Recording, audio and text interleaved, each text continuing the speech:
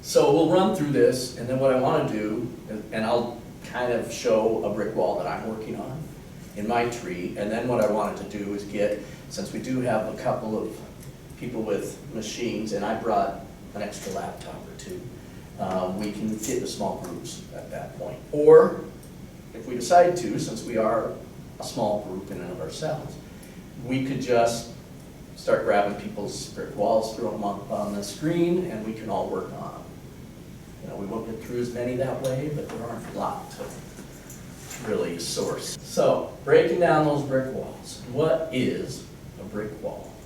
Of course, before any of the smart asses in the room say it, I put that up there. It's a wall made of brick. It's also an immovable block or obstruction. Immovable being the word, the key word there.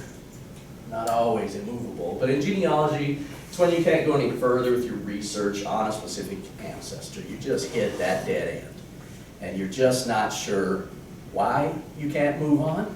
There's a lot of theories, there's lots of potential, but there's nothing that really tells us for sure this is your ancestor, you know.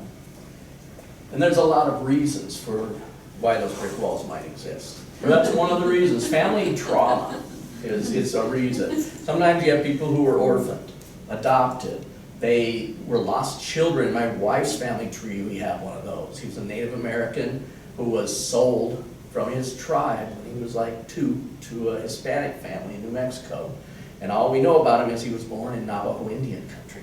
We don't know if he's even Navajo. I mean, that's an absolute dead end. We have no way of figuring him out because, you know, we don't know what his tribe was. We don't know anything about him other than the Hispanic family he grew up with. So, I mean, lost children happen. You know, people just, kids appear on a street and a family raises them. You know, that kind of thing. So, besides family trauma, we also have family drama that plays into it.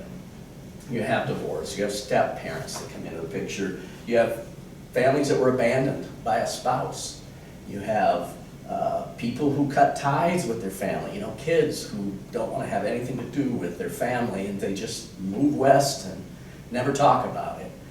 And you have no idea where they came from, that kind of thing. So between family trauma and family drama, you're going to have a lot of your cases in those instances because people just didn't talk about it. You know, they didn't want to relive some of the problems of their youth, and you'll hear that from even people who had family in the Holocaust and things. You know, they didn't want to talk about it, so they didn't. And all of that history just dissipates. So. No records. There you go. The courthouse burned, or somebody burned records in a dementia setting. Sometimes just before there were vital records. And we think there were always birth certificates and death certificates and stuff, but really most states didn't mandate them until the 1880s to the early 1900s. So they do exist in some locales before that, but a lot of times you have to find alternative records like church records and stuff. And then there's the willing obfuscation. You know, people have legal issues. They run away from the law, change their name, appear in another town in another state. And they're not going to want anybody to know who they are. And before there were social security numbers and fingerprints and ID identification cards and stuff, people just couldn't reinvent themselves. They pick a name and change their life. Maybe they didn't want their age to be known, so they could join the military or avoid joining the military. So they could get married, so they could, whatever.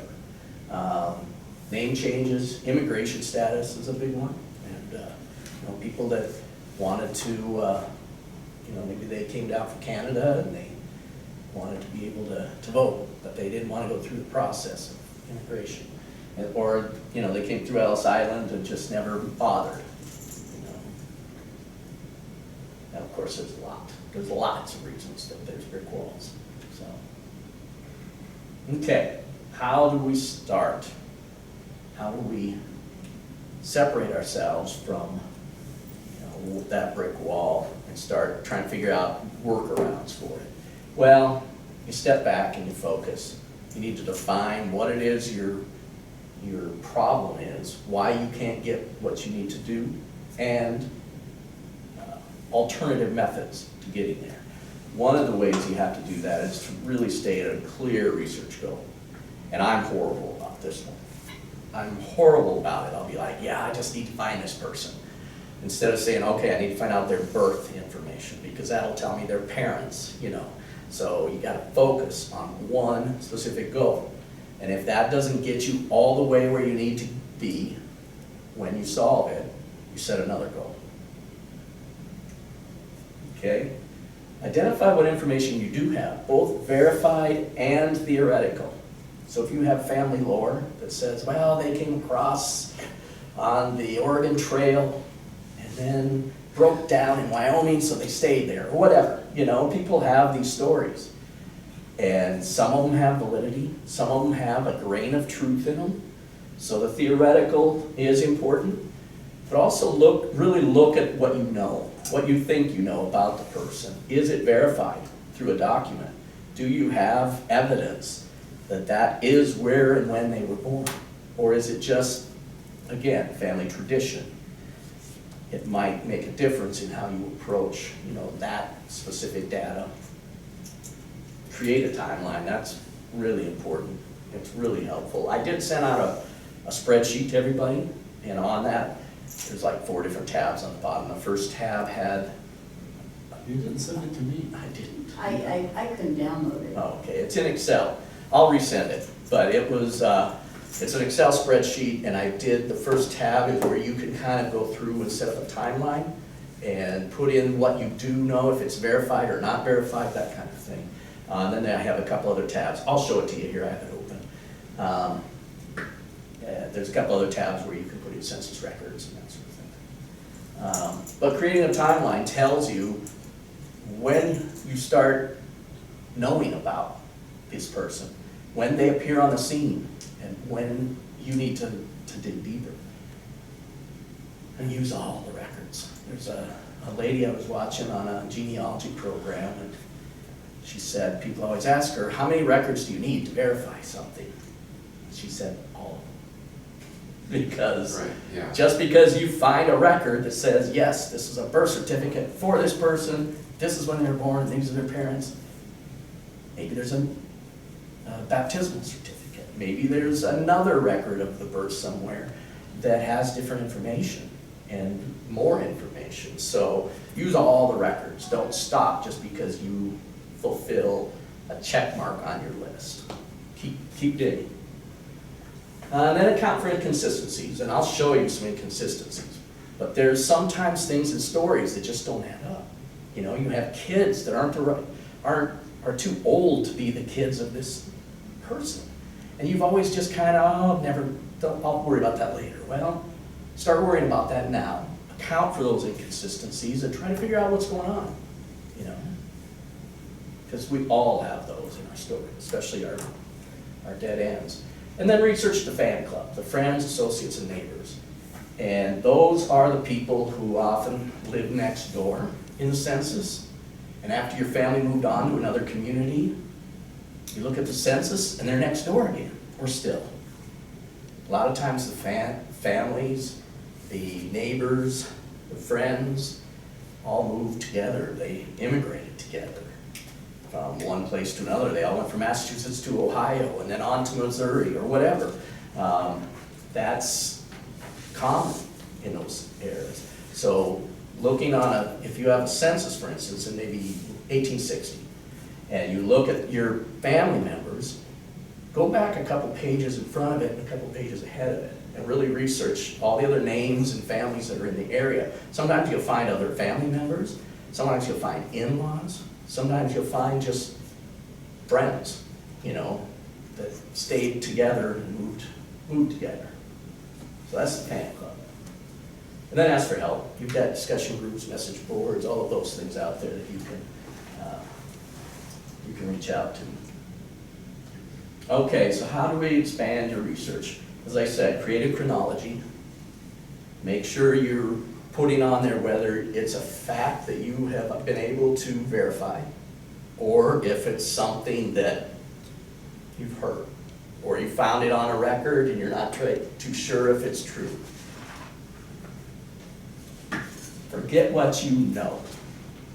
Sometimes we get caught up in saying, oh, well, I know that this was this person's parent because I read it here. Well, look at what it is, the record, the source, and find out, do you really know that? Or is it something, again, that's part of the legend about the person you're trying to dig through? Open your eyes to everything. You want to keep those as options. Even once you've eliminated them, if you eliminate something as a possibility, keep track of it. Because you never know at some point, maybe it's a relative with the same name. Maybe it is your person and their circumstances were completely different than what you thought. So keep track. Forget if you know it for sure, because your mind sometimes will dig in and get stubborn and say, well, I'm right and these people are wrong. Well, maybe you're not. And we have to put our egos aside and say, okay, let's really verify all the information that we have. Alternate spellings. Spelling can be a big one for people. Sometimes people dig their feet in and say, my name is Wolf with 2 F's, not 1. Well, that's just a spell, and there wasn't any set way of spelling until at least the mid-1800s. Sometimes later, people still were changing spelling just based phonetically, or they didn't know how to write, so other people were writing their name down for them, and they spelled it the way they thought it was supposed to be. Or they have other reasons for... Or other reasons, again, the more nefarious reasons. I have my grandfather, paperwork of my grandfather's IOUs, where he signed his name, spelling his last name 3 different ways. Oh, because they're IOUs, yeah. Uh-huh. Alternate locations. Sometimes, you have them in a certain county. Well, county lines change a lot. They add counties, they subtract counties, they move the line over and put another county in between, that kind of stuff. So consider all of those factors when you're looking at it. You don't necessarily know for sure until you really look at your maps, your everything possible. List all the source options that you have available. And if you're looking for somebody's birth information, make a list. And again, on that spreadsheet, I have a list on one of the tabs, so I'll show that to you. But make a list of what documents you might be able to access. Land records, wills, probates, anything like that might be able to identify, yes, this person was born by this date, or to these parents, or whatever. There's a lot of different ways. So make a list. What things do I need to track down in order to verify X detail that you're trying to identify? Whatever it is you've identified as your goal. And then research by location. We all go into there's some amazing research tools online, and they can give you the option of going in and typing in a name and a birth date, and then you just hit enter and it gives you options. But there's a lot of records online, and I'm talking about in genealogy.com, in familysearch.org, the biggies that don't have an every name index developed. They're just a record. That's images of a certain, church book or something, and it doesn't search by name. So go in and search by locations. Consider where they were supposed to have been on a particular time frame, and go in. If you know, okay, well, they were Free Will Baptist or whatever, you go in, you see if there's church records for that area, or if there's some other civil records for that area. And then look, you have to sit there and do the hard work of looking through each of those images and looking down. And I have found people that way, and it's a lot more fun than sometimes it is just to type in a name and say, oh wow, look at this thing that popped up. If you go through, somebody's county records, and you're digging through and you're digging through and you're on page 47, and suddenly you go, oh my God, there they are. It's just like, yeah, I did that, I discovered that with Ancestry.com. The military records that they have on there don't always have everybody indexed. Sometimes Because you have to look by I've been unit. researching a guy not for my own family history, but, and I've been following him through his military records, and if you would search him, because I searched him, he only popped up once in the military records. So I've been going through, reading the military records, trying to see Yeah. where he's at. And if you know what, even what state they were from, but usually what unit they were from, Yeah. you can pull up the whole unit and start looking through their Yeah. different reports and enlistments and all that sort of thing, so. And over time, Ancestry will probably build that index, but Mhm. there's only Probably. so much data that they. Yeah. can There's only so much they have, but they have Yeah. the images on there, but no volunteer has picked it up yet Right. to do it. And I've done that on Family Search. You can go in and volunteer to index their documents. And there's like ship manifests I've indexed for them, where it's like ships taking people from England to Australia. And there's a list, and you go through and you type in all the names of the people that were on that ship on And- that given date. Going back to the alternate spellings, I've discovered that where whoever typed the person's name in, what did match the name that I was looking for, but I looked at the census records and I'm like, okay, yeah, I can see why they did that, but that's, you can tell that it's the name that it should be, but whoever transcribed it didn't read it, yeah. Yeah, and people spell it phonetically. Yeah. You know, they hear it and they say, okay, well, this is how I think it's spelled. Especially you go back in colonial times, and they were putting Y's and stuff everywhere. Yes. You know, white was W-H-Y-T-E, W-H-I-T-Y-E. You know, this crazy stuff, and it's just how they happen to do it. They also It is have up to the sloppy individual. writing, Yeah. you know. And there's weird characters sometimes. There's like this superscript S that gets used, it looks like an F. Mhm. And especially where there's double letter S's, there'll be this big swooping thing, and then a little s. But that's a double S. And usually it's in the middle of words that you find those, it's not at the beginning or the end. So there's things you just have to learn by doing, but, and then I was gonna say too, dig into those digital files. You know, look at them sheet by sheet, really observe who's there, who's not. And then back off the person. You look at your person that you're trying to identify. Well, back off a generation. Go to their children. You know, maybe if it's your great-grandparent, go to your grandparent and their siblings. Research them, everything you can find out.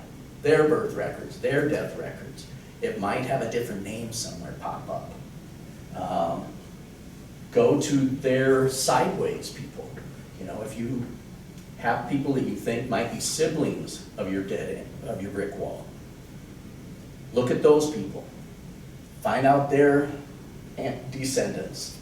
Look at their information. Find out who they were related to, that kind of thing. So back off a little bit from the person you're working with. If you're really hit that wall, take a step back, find out what you know, again, assess what you really know, and use that information then to maybe take another stab at your brick wall. Family lore, we talked about that. That's, again, where maybe there's the story about the covered wagon, and maybe it's relevant, maybe it's not. Keep it in mind, dig into it, but don't take it as gospel either. Naming patterns are really an interesting one. And she laughs right away because she's dealt with this, I'm sure. It's such a Naming headache, patterns are at least interesting. among the Scottish Mhm. families, and even, you know, my Scottish family, one of my Scottish families has been here since 1700. Mhm. But I did not know that my great-grandfather was Robert Fulton Crawford. And he has 4 grandsons that are Robert Crawford. Mhm. And I Because just, they're I knew under my different uncle children, was. yeah. Yeah, but I had no idea that his, you know, he had 8 kids, but so, yeah. Well, 4 in of them colonial had Robert times, Crawfords, and I in had colonial no times idea. and early US, you know, after the Revolutionary War and stuff, usually the first son was named after the paternal father. Second son was the maternal father. Right. Third son was named after the dad. And any other sons after that are named after siblings and that kind of thing. The women were usually named after the maternal grandmother, then the paternal grandmother, then the mother. That kind of changed then, once you get into the 1800s a little bit, where usually it starts with the dad and the mom, and then the dad's dad and the mom's dad, and that sort of thing. Right. But those naming patterns, the names reoccur, and they show up all over. And like you said, there's 4 Roberts. They're all the grandkids of Robert, All the same because generation. his 4 yeah, kids yeah. all named them Yeah, after yeah, the paternal grandpa. You Yeah, know, that's yeah. what they did. So, yeah. And that was very common. and they all live in the same area, and Yeah. it becomes just a mess. Yeah, exactly. And in doing research and generations before that, it's the same thing, you know, and the same name appears Yeah. again You have and again and again. birth dates even real close. Yeah, Mine, it was grandkids. yeah. If you yeah. have an odd first name that shows up in your family, it's probably a maiden name from the mother Oh, or the sure. grandmother. Unless they're Mormons. Unless, yeah, Well, I mean, And then the Mormons are named after all of the the saints and the the Mormon prophets and elders. stuff. Yeah, yeah, yeah. Mhm. And in it- my family, my mother's name was Rhevay, Rhevay. A lot of our grandchildren have middle names. Yeah, with Yeah, that. yeah. Or another thing is, in my family, they take the middle name of the mother, or like, my dad's was Francis Larkin Stewart. The Larkin was his mother's Right. right, name. yep, My uncle on my mom's side, it was Marshall George yep. Harris, I mean, if they, And you can follow that pattern. yeah. That's a tool though that you can use. I have, and I'll show you my brick wall that I'm working on currently in a minute here, but I looked through the names and there's a couple names there that I can't identify from siblings and stuff. So I'm thinking, okay, this is a name that probably comes from a parent or something that I can't identify. So, Another thing too with the naming is sometimes they had a child, especially a son, that died young, and then they named another child Yeah. later on The the same same. the same Yes. name, Or absolutely. 3 or 4. Yeah, Yep, as 3 or it 4 passed later, away, so, yep. Yeah, That happened a lot. Yeah. And the other thing is that in colonial times and early US history, the names John and Jonathan are 2 separate names, and you'll find families that have both. yeah. John and Jonathon are different names. And so you'll have And Johns Catherine and with a K Jonathans. and Catherine with a C, Mhm. that are siblings. Yeah. Yeah, and then you get yeah. the Norwegian naming. where Oh, don't even get me started there. Yeah, The the- All Peterson, Scandinavians. whose father was Peter Haroldson, whose father was That's Harold. Harold Magnusson. Yeah. His dad was Magnus. And then you yeah. have the daughters that are, Yeah, And I had no idea that was still going on, my Yeah. Jensen family, Yeah. when they came to America in 1881, it was still that way, and I had no idea. well, and it's still happening in Yeah. Iceland and stuff, Really? that's how they're still naming. Wow. So, anyway, naming patterns, big one. And even if it is like Mormons, at least you know that. And Right. if it's Or a the Mormon other thing that family, they you can used to say, do was- this is how they did it. Open the Bible, I've got a Nebuchadnezzar Yeah. ancestor, and And then again, the fan club, your friends, associates, and neighbors. Keep an eye on those. And then use fresh eyes. If you are really struggling, you look through everything you can think of, hand it off to somebody else. Trade brick walls with somebody, a friend or somebody, and say, here, you work on my ancestor, I'll work on yours for a while. And maybe you take a different approach, or maybe you don't see things through the same prejudice that we all get in our brains about information. That might be a way to do it if all else fails. Okay, so here's my ancestor. Ooh, that really, when I zoomed in our face, it really kind of bleached her out, sorry. Olive, Oiva, I don't know. Her maiden name was Aldrich, married name Town. I do know that she was born in Stansted, Canada, 1845. Married July 1st, 1872 in Lowell, Massachusetts, to my second great-grandfather, Watson Town. Her parents, on their marriage certificate and on her death certificate, are listed as Elisha and Olive. No last names, just, their names. She died in Los Angeles, living with her other daughter that had moved out there. And I could find nothing official on her before that marriage record, when they got married in Lowell, Massachusetts. Doesn't list the mother's maiden name No.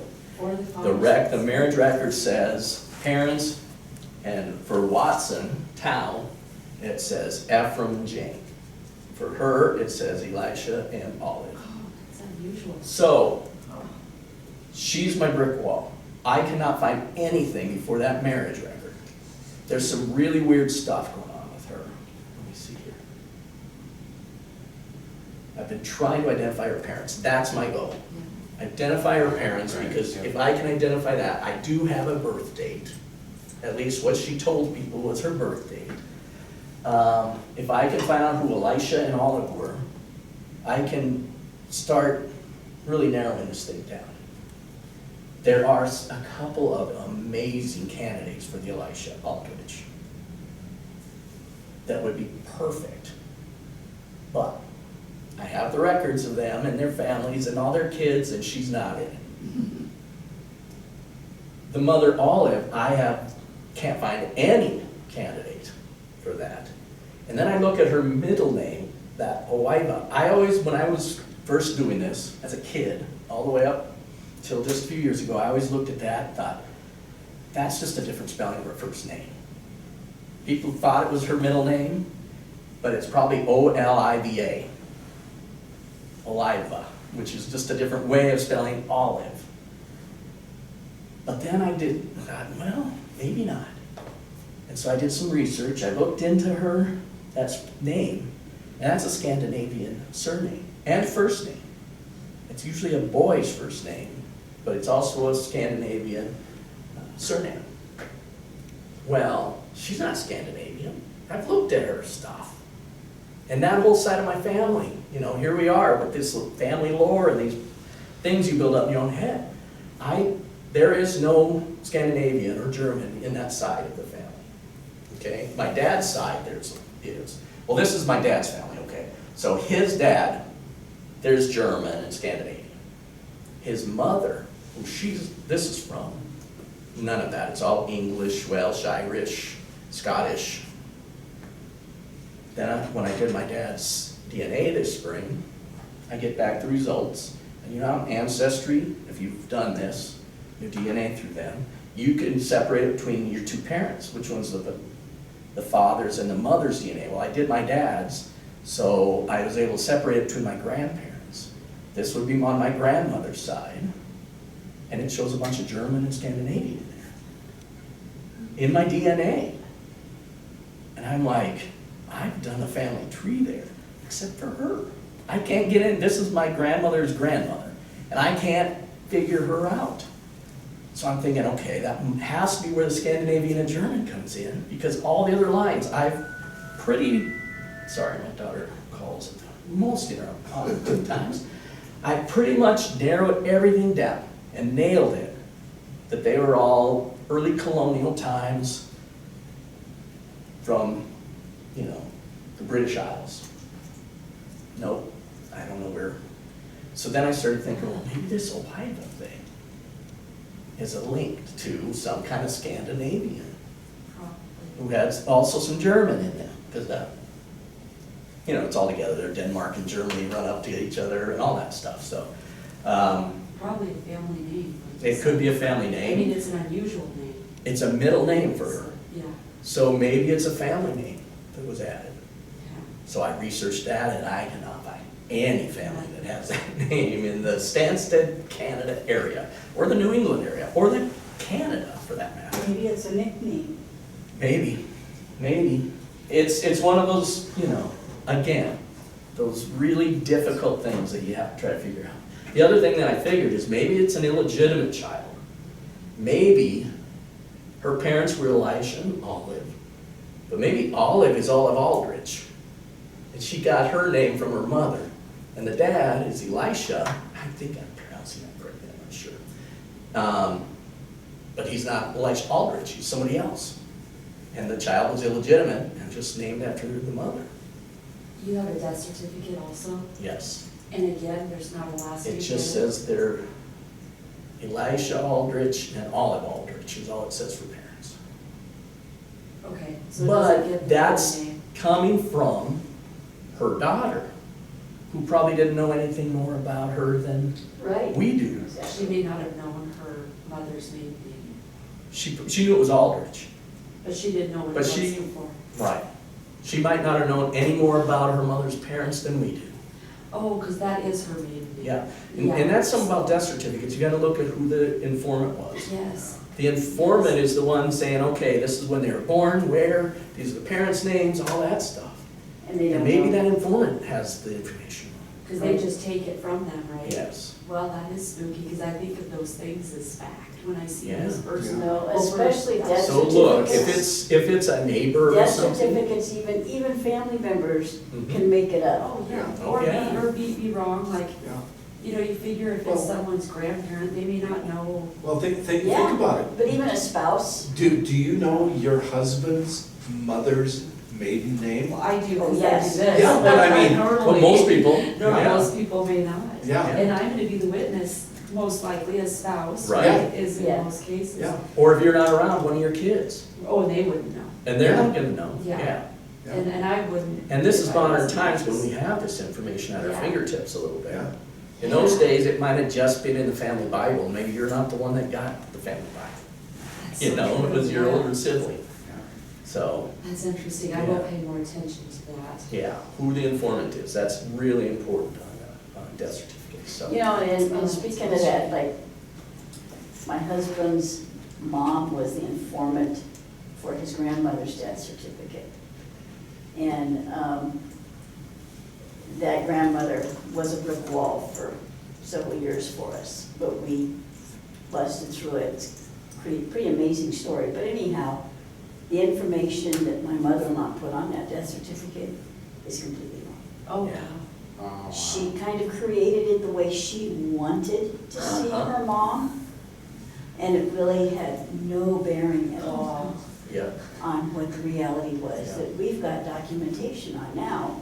Oh, wow. So, yeah, the death certificates, I mean, I just, and death certificates are considered a primary source, but Right, in and I my just eyes, they're almost chuckled. secondary sources. Yeah, Because yeah. they're secondhand information usually. Now, birth certificate's different. Birth certificates usually comes from the parents when the child's Right. born. And they said, we're the parents, we Here's know our our names." parents' names, if it ever mentions the Right. grandparents. Here's the time and place they were born. Right. All of that is there. They know where they were born. So it'll say that, you know, John Smith is the dad and he was born in Tennessee, because he knows. County records. Yeah. And usually Birth certificates are a little that bit- State will fill it records. out, too. Yeah, yeah. yeah, State. Yeah. right. And even that, you know, that's true, but at the same time, not necessarily, because the same grandmother had, what did she have? 6 or 7 kids, I can't remember right now, but anyhow, she used 3 different last names as her maiden name. Mhm. But she also told me, you know, as an elderly lady, and she asked me, that's what got me started on this, would you help me find my brothers? And I don't know if their last name is Nelson, Nielsen, Shaw, Yeah, or something else. And just because of the stuff that happened in her life, she didn't know. mhm. So she didn't know what her maiden name was, and I thought, who doesn't know their maiden name? She didn't. No, Wow, yeah. I mean, different times, yeah. you have to take all things into consideration. That's the Yeah, biggest thing. yeah. You have to, you know, search just by first name sometimes in some record sets. Yeah. If you know a birth date and a first name, maybe you just search that, because that's what you have that's actually a For proof. sure. Mhm. But there again, if you adopt a child, that they put the new parents' names on Mhm. there. Right. So, Yeah, I mean, because that's where Patty from. My It's like husband my adopted wife's- Patty, so my she's wife's got- ancestor that was, you know, stolen from his tribe or sold from his tribe or whatever and given to his family. The only thing I can find are him with that Valdez family in New Mexico, that's it. Yeah. And so I even see other people that have him in their family tree and they list his parents as, you know, this Valdez couple and their grandparents and their parents, and I'm like, They don't know no. You know? Well, you know, and another example, same family, the same grandmother, her youngest son. We have a copy of his birth certificate. She says he was born, this was right on the Mexico-California border, that he was born at a ranch. She went to the doctor with this baby, and the doctor filled out the info on him.